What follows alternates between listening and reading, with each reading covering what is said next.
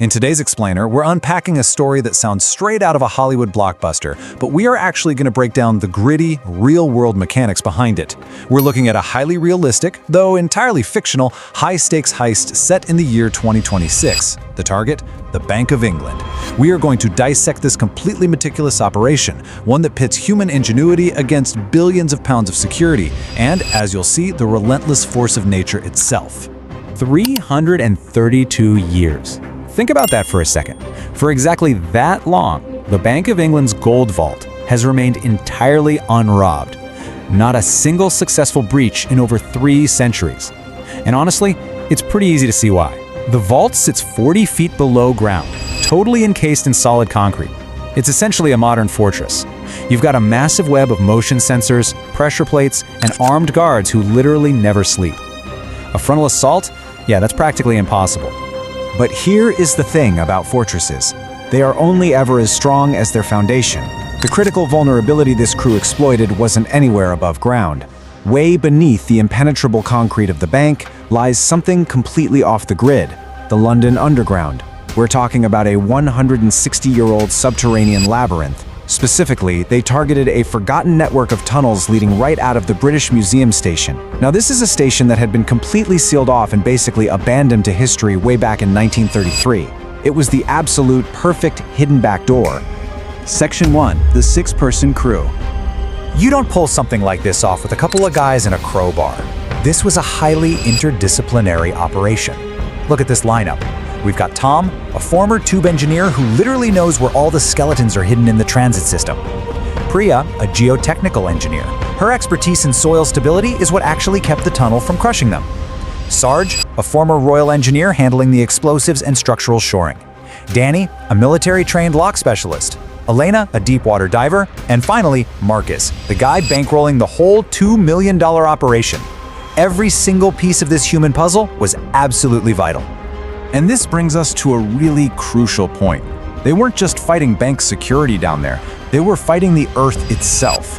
As Sarge Harrison perfectly put it, the ground always wins eventually. You just have to win longer than it does. I absolutely love this quote because it really hits on the immense, life-threatening stakes of digging that deep under London clay.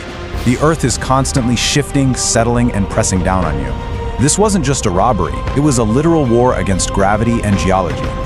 So how do you win that war? Well, they spent 2 full years crafting a meticulous 6-step roadmap.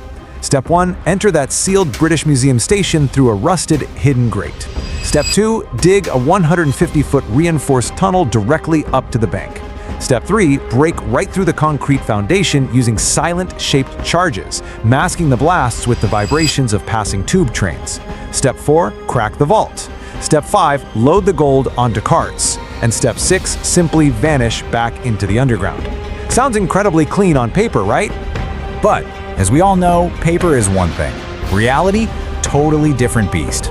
Priya had calculated the soil stability down to the absolute millimeter, but Tom McKenna issued this really chilling warning. He said, "I've seen your math, it's good, but the river doesn't care about math." And this completely foreshadows the unpredictable lurking danger of the River Thames.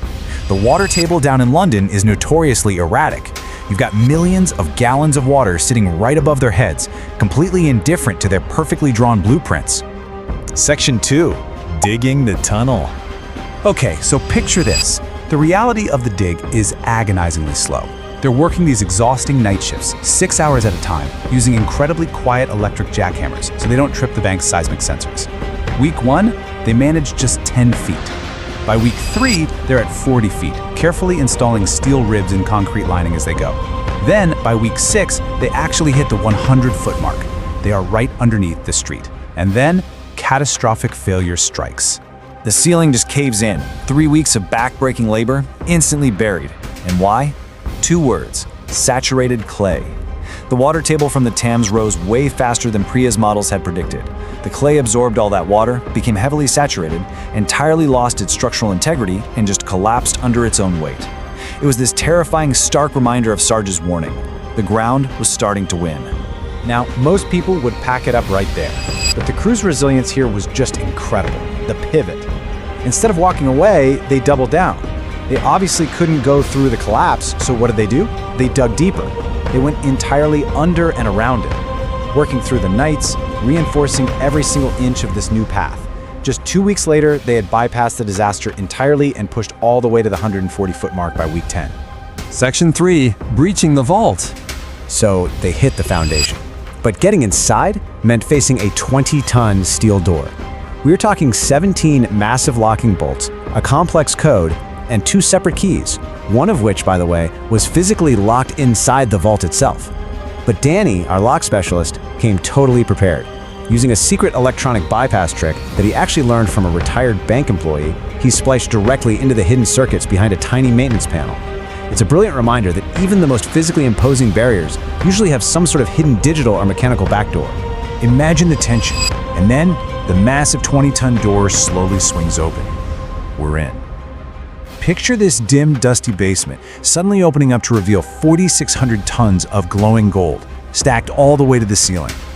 Now, the crew wasn't greedy. They knew their exact physical limits. They targeted exactly 2 tons of gold, worth an estimated 80 million pounds. It was literally right there in their hands. The ultimate payoff for months of grueling dark labor. Section 4, the river's revenge. Right as they're loading the carts, the tunnel walls burst. Black, freezing water from the River Thames violently floods in. The exit, which is 140 feet away, is instantly submerged and completely blocked by collapsing debris. Which brings us right back to Elena's earlier warning. I'm not just the diver, I'm the ambulance. She became the only person on Earth capable of saving them. While the rest of the crew huddled in a rapidly shrinking air pocket up near the ceiling, Elena swam out into that pitch-black flooded tunnel to physically pull the debris away from their exit. She manages to clear the exit, but guys, the clock is completely out. The crew now has to swim 140 feet underwater, fighting freezing currents on a single breath, which poses this incredibly harrowing ultimate question. Do you leave the gold, or do you leave your life? Danny was the absolute last one out, and he was clutching the final 2 gold bars. To keep his share of that 80 million pounds meant literally fighting the dead weight of solid gold while swimming against the rising Thames. It was a literal anchor dragging him to certain drowning. On the flip side, swim to survival meant opening his hands, dropping that gold into the mud, and escaping completely empty-handed. Danny looked at the gold, looked at the water, and he dropped the bars. So what happens next? The aftermath is honestly this wild paradox of absolute success and total failure.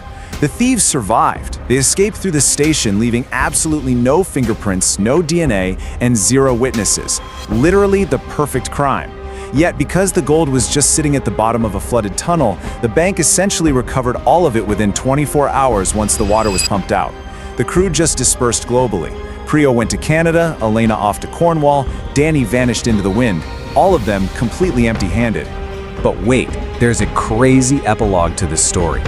2 whole years later, a completely unrelated construction crew doing routine maintenance on the tube accidentally discovers this flooded, unmapped tunnel. They pump the water out, and what do they find sitting in the mud? 2 stray gold bars. The exact same bars Danny dropped in his final desperate moments.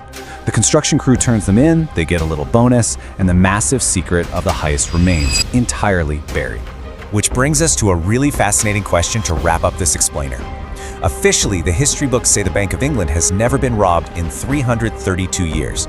But if a crew flawlessly infiltrates the vault, literally holds the gold in their hands for 6 hours, and then the river just takes it back, was the bank ever really robbed at all? It's this beautiful little technicality of history, held super tight by the silent secrets of the Thames. Thank you so much for joining me on this explainer today. I really hope this helped you map out the incredible engineering and the wild human choices behind this story.